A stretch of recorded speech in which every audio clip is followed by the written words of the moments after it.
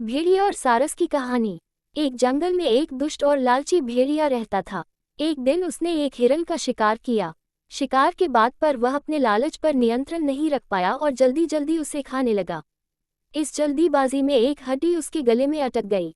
हड्डी अटक जाने पर वह बहुत परेशान हो गया। अब उससे न कुछ खाते बन रहा था, न ही पीते। उसने बहुत कोशिश की कि किसी तरह हड्डी उसके गले से निकल जाए, लेकिन सारी कोशिश बेकार गई। अंत में उसने किसी से सहायता लेने का विचार किया।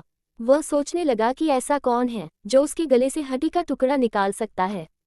कुछ देर सोचने पर उसे सारस का ध्यान आया। सारस की लंबी गर्दन और चोंच थी। वह उसके मुंह में अपनी चोंच घुसाकर आसानी से हड्डी निकाल सकता था। बिना देर किए भेड़िया सारस के पास पहुंचा और बोला, सारस भाई, मेरे गले में एक हड्डी अटक गई है। क्या तुम अपनी चोंच से वो हड्डी निकाल दोगे? मैं तुम्हारा बहुत एहसानमंद रहूंगा और तुम्हें उचित इनाम भी दूंगा। सारस पहले तो भेड़िए के मुंह में अपनी चोंच डालने से डरा, लेकिन बाद में उसे भेड़िए पर दया आ गया और वह तैयार हो गया।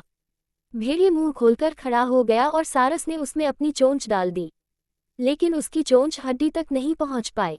तब उसे अपनी आधी गर्दन भी भेड़िए के मुंह में घुसानी पड़ी।